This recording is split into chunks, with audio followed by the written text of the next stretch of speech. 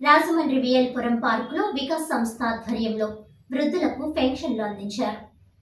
వికాస్ సంస్థ స్వచ్ఛంద సేవలు ఆదర్శనీయమని Rajamahendravaram consumer council court DCDRC judge Nokarapu Sushma ప్రశంసించారు. వికాస్ స్వచ్ఛంద సేవా సంస్థ వ్యవస్థాపకులు డాక్టర్ యార్లగడ్డ ప్రభాకర్ ఆధ్వర్యంలో 100 మంది వృద్ధులకు పెన్షన్లు పంపిణీ కార్యక్రమం శుక్రవారం స్థానిక విఎల్పురం పార్కులో జరిగింది. ఈ కార్యక్రమంలో ముఖ్య అతిథిగా పాల్గొన్న సుష్మ మాట్లాడుతూ వికాస్ సంస్థ తన వంతు సామాజిక బాధ్యతగా వృద్ధులకు పెన్షన్లు అందించడం అభినందనీయమని అన్నారు. ఇదే సందర్భంలో అంతర్జాతీయ మహిళా దినోత్సవాన్ని పురస్కరించుకుని సుష్మను ఘనంగా సత్కరించారు. ఇదే క్రమంలో ప్రభుత్వ ఆసుపత్రి ఆయుష్ విభాగం హెడ్ డాక్టర్ కె విజయ్ కుమారి చేతుల మీదుగా వ్యాధి నిరోధక శక్తిని పెంపొందించే ఆయుర్వేద మందులను వృద్ధులకు ఉచితంగా పంపిణీ చేశారు.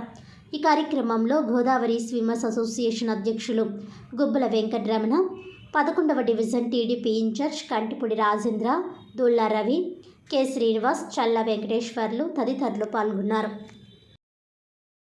ఈ అవకాశం ఇచ్చినటువంటి ప్రభాకర్ మాస్టర్ గారికి నమస్కారాలు చెప్పుకుంటూ ఇక్కడ ఈ కార్యక్రమం జరగడానికి ప్రభాకర్ గారు మాస్టర్ గారు చేసినటువంటి కృషి ఇక్కడ చూస్తేనే తెలుస్తుంది మనకి. అంత కృషి చేసి ఇక్కడ ఉన్నటువంటి వారందరికీ కూడా ఆయన చేతినిస్తూ మరియు అందరి సహాయంతో కూడా వాళ్ళని, అంటే చాలామందికి డబ్బులు ఉండొచ్చు, అందరూ కూడా పెట్టే మనస్తత్వం ఉండదు, కానీ ఉన్నా లేకపోయినా సరే వాళ్ళని ఎంతో కొంత సహాయం చేసి ఆదుకోవాలని, వాళ్ళకి ఒక సహాయం కల్పించాలనే ఉద్దేశంతో ఆయన ఈ ట్రస్ట్ని ఏర్పాటు చేయడం జరిగింది. అందులో కూడా మేము భాగస్వాములు.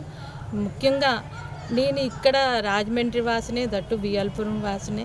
నేను ఇక్కడే పెరిగి ఇక్కడే పెంచి పెద్ద చేసిన వాళ్ళు, అంటే ఒక సమాజానికి ఒక ఏమంటారు ఉపయోగపడే మనుషుల్ని మీరు బయటికి తీసుకొచ్చి పెంచి పెద్ద చేశారు.